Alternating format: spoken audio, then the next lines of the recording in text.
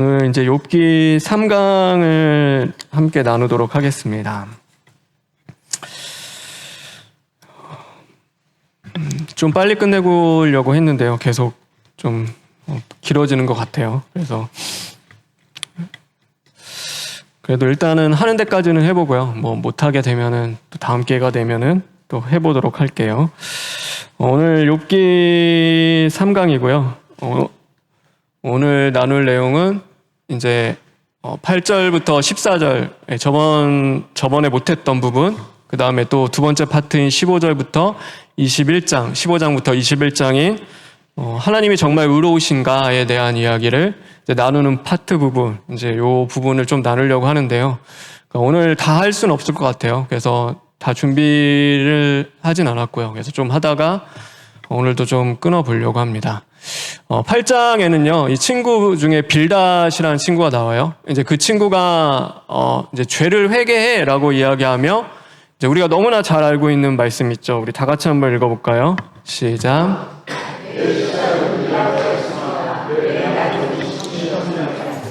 네, 여러분 이거 어디에 걸려있죠? 네, 사업하는데, 가게 같은 데 걸려있죠. 근데 누가 얘기한 거예요? 빌닷이 얘기했어요. 네, 제가 한 가지 이제 욥기를 읽는 거를 알려드릴게요. 욥기는요, 시편이랑 똑같다고 보시면 돼요. 그러니까 요 말이 진짜 친구를 위하는 말인지 비꼬는 말인지 몰라요. 왜냐하면은 시이기 때문에요. 그러니까 이게 굉장히 어려워요. 시는 운율이 있고 또 함축적인 뜻이 담겨 있기 때문에요. 지금 네 시작 미웠겠지만 나중은 창대해질 거야. 이런 식으로 비꼬는 건지 아니면 이게 정말 위해하는 말인지 모르는 거야. 근데 우리는 이거를 그냥 갖다 쓰는 거죠. 근데 이게 틀리다, 잘못됐다 그런 건 아니에요. 그러니까 잘못된 말은 아니에요. 이게 시작은 미약했어도 하나님이 함께 하시면 창대해지는 건 맞아요. 하나님이 도와주시면 그렇죠. 그래서요, 중요한 것은 빌닷의 말은 맞는 말이다. 그런데 중요한 게 있어요. 우리 다 같이 읽어볼까요? 네, 하나님의 말씀인지를 분별해야 하는 거예요. 그러니까 이거는 사람의 말이에요. 그러니까 빌닷이 그렇게 이야기한 거지 하나님의 말씀은 아닌 거예요. 아무리 옳은 말, 아무리 맞는 말이라 하더라도요, 우리는 뭘 해야 되냐면 그것이 하나님의 말씀인지를 분별해 나갈 수 있어야 하는 거예요. 그러니까 이거는 하나님의 말씀은 아니고 사람의 말인 거죠. 근데 사람의 말도요, 굉장히 옳아요. 그러니까 정의로운 말도 있어요. 그런데 그게 하나님의 말씀은 아니다. 하나님의 말씀은 아닐 수 있어요. 그래서 우리는 그것을 분별해야 하는 것이죠. 이제 9장에 가면 욥이 그렇게 해서 이야기를, 하나님이 하시는 일은 막을 수 없다. 이제 이렇게 이야기하면서 그가 내 앞으로 지나가시나 내가 보지 못하며 그가 내 앞에서 움직이시나 내가 깨닫지 못하느니라. 하나님이 안 계시는 것 같아. 아무리 내가 보고 싶어도 하나님이 보이지 않아. 이제 이렇게 나오면서 탄식을 하는 거죠. 여기서 우리가 좀 알아야 될 게 있어요. 중요한 것은요, 우리 다 같이 한번 읽어볼까요? 내가 원할 때, 내가 필요할 때, 또 내가 기도할 때 하나님이 반드시 계셔야 한다? 이제 이거는 아닌 거예요. B 잘못된 거죠. 그러니까 내가 원할 때, 필요할 때, 기도하면 하나님이 반드시 들어야 되고 하나님이 반드시 함께 해야 되고 이제 이런 거는 없는 거예요. 없어요.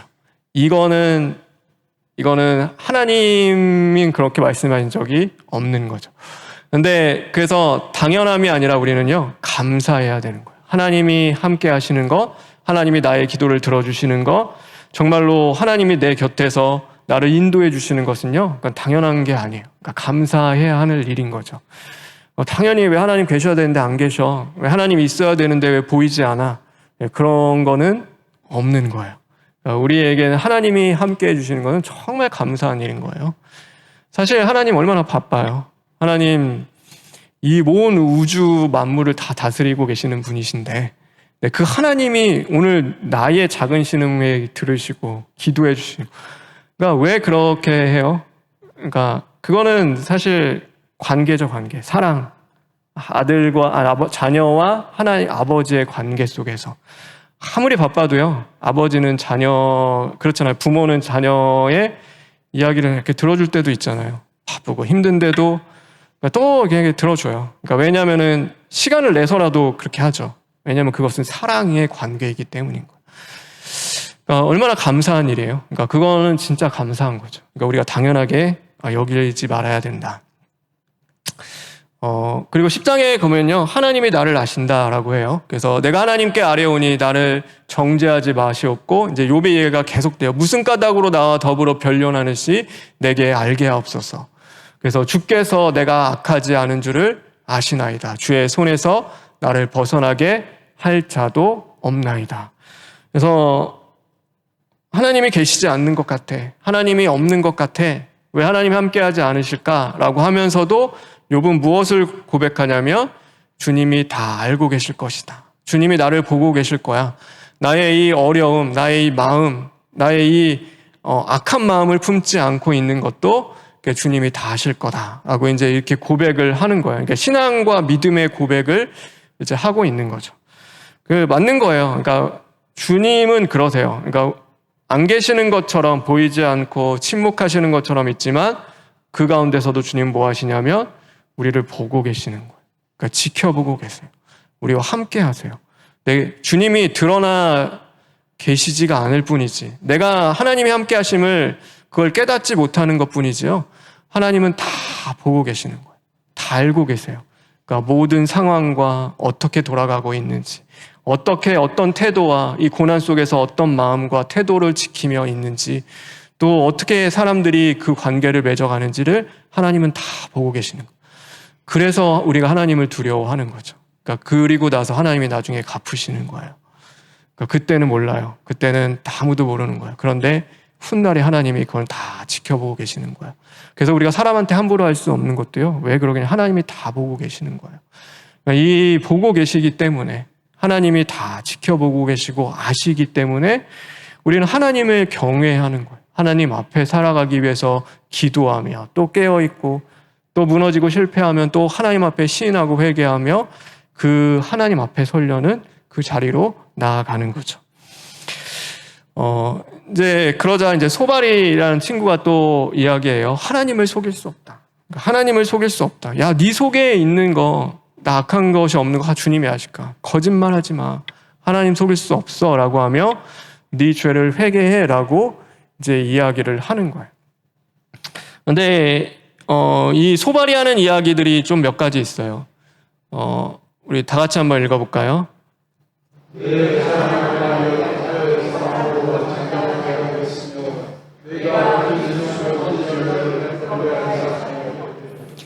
예, 내가 지금 자랑하고 있다. 너의 의를 자랑하고 있어. 라고 이제 소발이 얘기하는 거고요. 또 이런 이야기도 해요.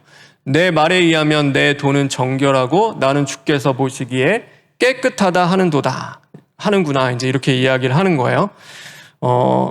근데 이 소발이 하는 이야기를 잘 들어보면요. 뭐냐면, 욥이 이렇게 말한 적이 단 한 번도 없어요. 욥이 이렇게 얘기한 적이 없어요. 그러니까 욥은요, 자신이 죄가 없다라고 한 게 아니에요. 죄를 인정해요. 그리고 그 죄 때문에 하나님과의 관계가 끊어질까봐 늘 두려워하며 하나님 앞에 번제를 드리는 사람이었어요. 내 자녀들이 혹시 죄를 졌을까봐 또 하나님 앞에 예배드리고, 그러니까 그렇게 했지. 그러니까 나 하나님 앞에 떳떳해, 깨끗해, 뭐 이렇게 한 적은 없는 거예요. 그러니까 죄가 있을지라도 하나님의 말씀대로 또 회개하면 하나님이 깨끗이 해주신다. 이제 그거는 다 그렇게 얘기하는 거지, 뭐 이렇게 내가 보기에 깨끗하고 내가 막 나의 의를 자랑하고 이제 그렇게 하지는 않았어요. 근데 이 소발은 뭘 얘기하냐면요, 내 자랑하는 말이 내 말에 의하면 막 이게 계속 반복이 돼요. 그러니까 너가 그렇게 했잖아, 너가 그렇게 얘기했잖아, 너는 그러니까 거짓말하는 사람이야, 너는 하나님 속이는 사람이야 라고 이야기를 해요. 우리가 다 같이 한번 읽어볼까요? 시작. 예, 우리가 의가 강한 때가 있어요. 내 의가 너무나 강하면요, 우리는 다른 사람의 말을 듣지 않아요. 그리고 내가 옳다고 여기고 내가 생각하는 걸로 규정해버려요. 저 사람은 저런 사람, 이 사람은 그냥 이런 사람이야, 저 사람은 그냥 교만한 사람이야. 그러니까 뭐 듣지도 않아요. 뭐 더 이상 들으려고 하지도 않고요. 내가 한 게 맞고 내가 생각하는 게 옳아라고 생각하며 가는 거죠. 그러니까 다른 사람의 말을 듣지 않는 친구가 누구냐면요, 이 호발이라는 친구인 거예요. 그러니까 이 친구는요, 절대 내가 생각한 거, 내가 내게 옳다고 여기는 거는요, 그게 맞는 거예요. 그래서 들으려고 하지도 않는 거죠. 정말로 욥의 고통과 아픔을 들었다면, 정말로 듣는 친구였다면 이렇게 얘기를 못 하겠죠. 그가 지금 어떻게 이야기하고 있는데, 어떻게 자녀를 다 잃었는데, 그러니까 그 고통 속에 신음하며 고통하는 것을요, 하나도 안 들려요. 자기가 생각하고 자기가 여기는 것을 그냥 그렇게 여기는 거죠. 그래서요, 우리는 뭐 해야 되냐면 잘 듣는 마음이 필요한 거예요. 솔로몬이 구한 것도 그거죠. 듣는 마음을 하나님 주십시오. 그러니까 그가 구한 지혜는요, 뭐 엄청난 세상을 다 알고 깨닫는 그런 게 아니라 듣는 마음이었어요. 제발 들을 수 있도록. 그 자리가 어떤 자리예요? 엄청 교만한 자리예요. 그냥 안 들어도 돼요. 안 듣고 결정해도 돼요. 왕이라는 위치가 그렇잖아요. 너는 이거, 너 이렇게 그냥 해. 그러니까 귀찮으면 안 들어도 되고요. 그냥 해도 되는 거예요. 그런데 듣는 마음을 구하는 거예요. 그것도 그냥 듣는 게 아니라 잘 듣고 행할 수 있도록 구하는 거죠. 요게 이제 그 11장의 내용이에요. 그래서 12장에 가면요, 이제 그래서 욥이 너희만 지혜롭고 너희만 하나님의 백성이 아니다. 이제 이렇게 이야기를 해요. 이제 탄식을 또 뱉어내는 거야. 너희만이 지혜로운 게 아니야. 너희만이 하나님의 백성이 아니야. 라고 이야기를 하고 있는 거죠. 그러면서 이런 말씀이 있어요. 우리 다 같이 한번 읽겠습니다.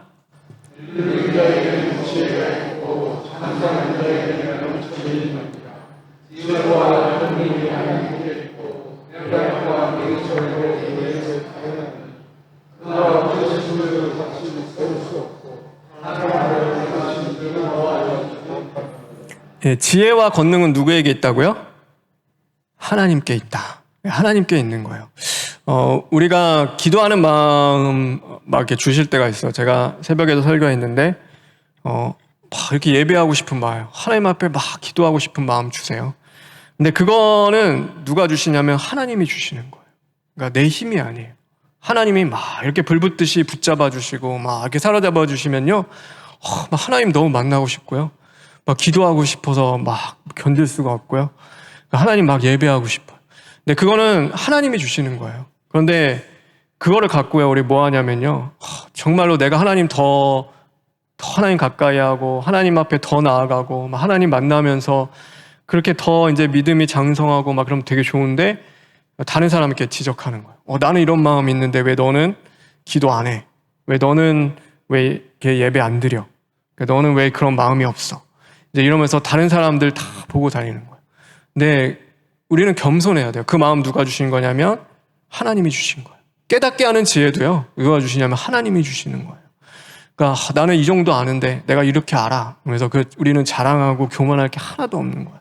그거는 하나님이 그냥 부어주시는 거예요. 그때 하나님이 깨닫게 해줘서 열어주셔서 그것을 아는 것뿐이지, 그게 내가 특별히 뛰어나고 능력 있어 그런 건 없는 거예요. 그래서 우리는 늘 주님 앞에 겸손해요. 하나님이 주신다는 걸 깨달아야 하는 거예요. 그러니까 모든 지혜도 권능도 오늘 내가 살아가는 그 모든 것도 이 중심에 주시는 하나님을 향한 마음도 하나님이 주시는 거다. 그러니 우리는 그걸 갖고 자랑하고 교만할 게 하나도 없는 거예요. 늘 겸손하며 하나님 어떻게 썼으면 좋겠습니까? 하나님이 쓰시고 싶은 대로 사용하십시오. 하나님 앞에 구하며 나아가는 거죠. 그래서 이 13장과 이제 1파트를 마무리하면서 욥이 뭘 이야기하면 하나님의 때를 기다리겠습니다. 그래서 이제 그걸로 결론을 짓는 거예요. 이와 같은 자를 주께서 눈여겨 보시나이까? 그러니까 누가 나 같은 자를 주님 보시겠습니까? 그러면서 풀려나기를 하나님 기다리겠나이다. 이 고난의 날 동안에 참으면서 이제 하나님의 때를 기다리겠습니다. 그래서 하나님은 늘 지켜보고 계시고요. 우리의 머리털까지도 세시는 그 주님은요, 하늘에 나는 참새도 돌보신대요. 그런데 참새보다 우리를 더 귀하게 여기는 우리를 돌보시는 하나님이니까 두려워하지 말라. 하나님의 때를 우리는 기다리는 거죠. 하나님의 때, 하나님이 역사하시고 하나님이 이루어 가실 것을 우리는 늘 기다리는 거예요. 이게 겸손한 거죠. 이게 겸손해야 되는 거예요. 하나님이 주시는 거니까. 그래서 우리 다 같이 한번 읽어볼까요? 시작.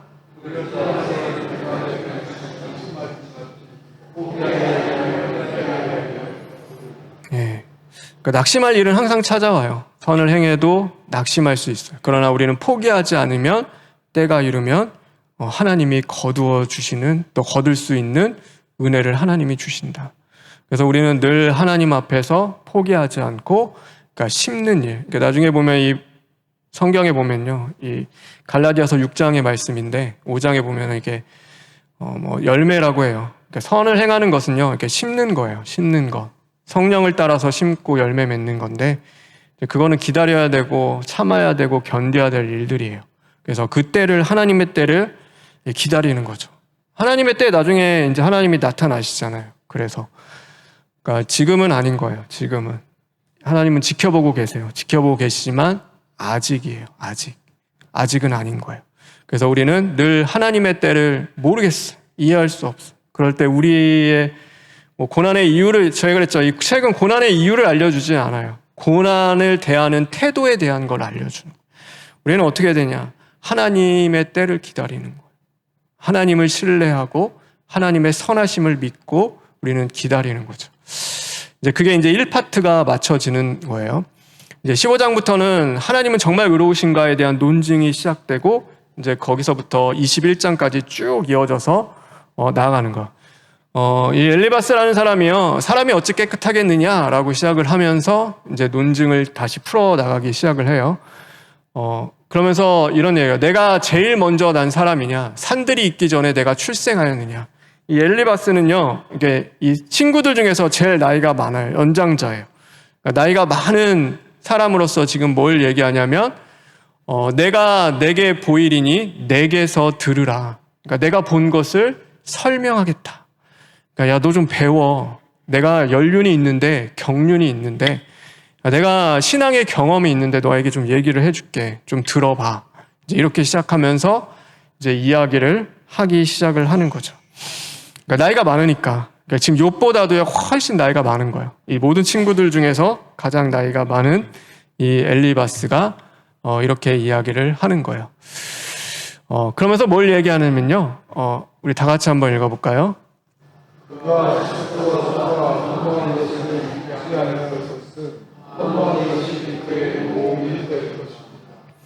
예, 뭐냐면요, 이제 보응에 대한 이야기를 해요. 그러니까 악한 자를 하나님께서는 보응하시고, 또 그것들을, 악한 자에게는 심판을, 그 다음에 의인에게는 복을 주신다. 이제 이 얘기를 하는 거예요.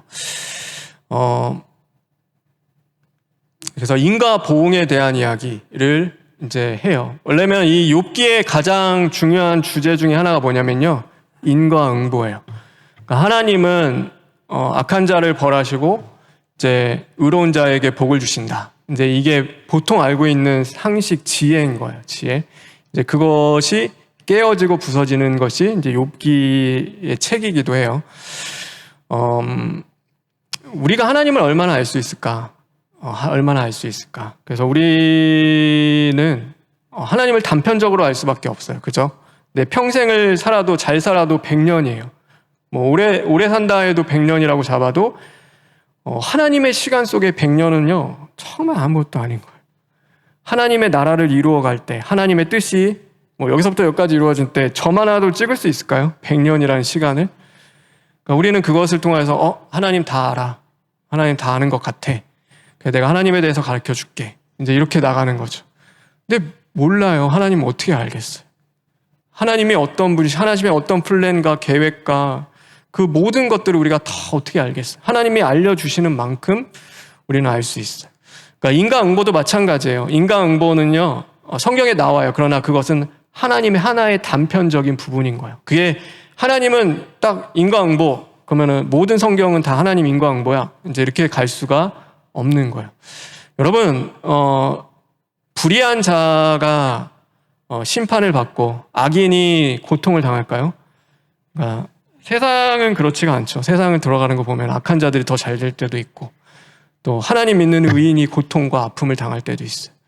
근데 이게 어디서 무너지냐 하면 예수 그리스도의 고난에서 무너지는 거예요. 이 인과응보는요, 여기서 깨어질 수밖에 없어요.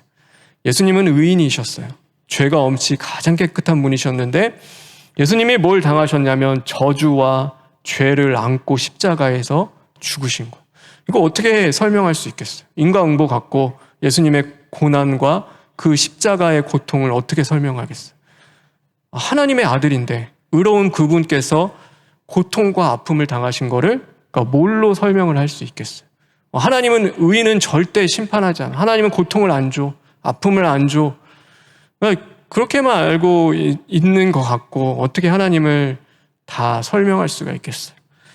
근데 우리는 그래서 늘 겸손해야겠죠. 하나님은 이것을 무너뜨리시고 그러니까 이미 욥기 때부터 이 구속사적 관점은 이어져 가는 거예요. 예수 그리스도의 고난을 통하여서 그러니까 인과응보가 아니라 복음의 은혜로서 그 모든 것을 다시금 새롭게 하실 하나님의 모습을 보여주시는 거죠. 그래서 이게 깨어지는 자리이기도 한 거죠. 그래서 이게 오늘도 말씀 나눴지만 16장부터 17장까지는요. 그래서 이렇게 위로한다고 왔는데 재난을 주니까 너희들 다 재난을 주는 위로자들이다. 그러니까 마음에 너무 어려움 가운데 17장에 이제 욥이 이렇게 고백을 해요. 우리 다 같이 한번 읽겠습니다.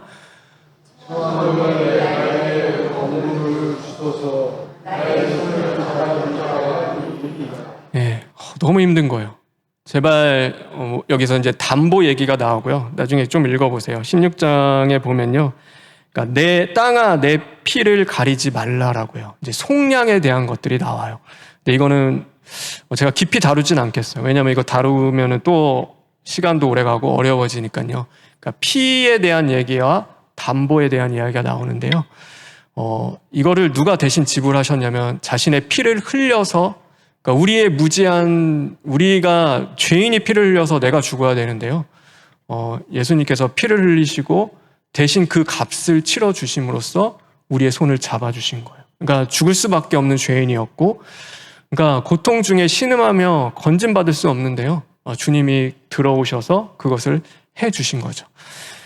이제 그 이야기를 하면서 오늘 17장까지가 마치는 거예요. 하나님은 정말 의로우신가? 하나님은 의로우세요.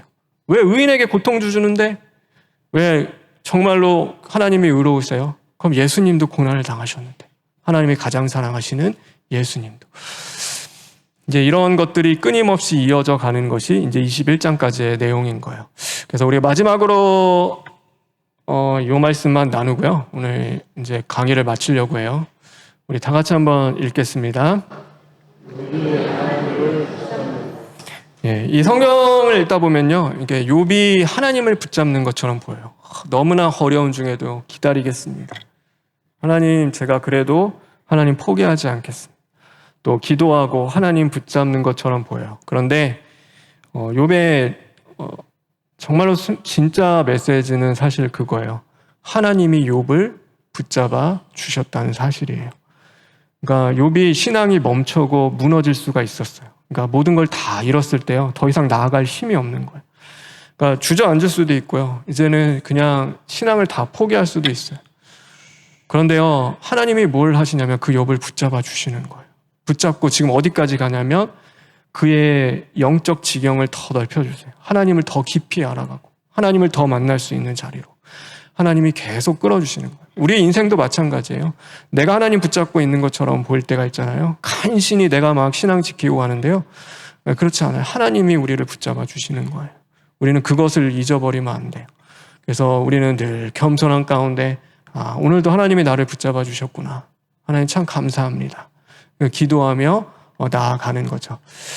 그래서 우리 마지막 시편 139편 9절과 10절에 있는 말씀인데 오늘 이 말씀 읽고 강의를 마치겠습니다. 우리 다 같이 읽겠습니다.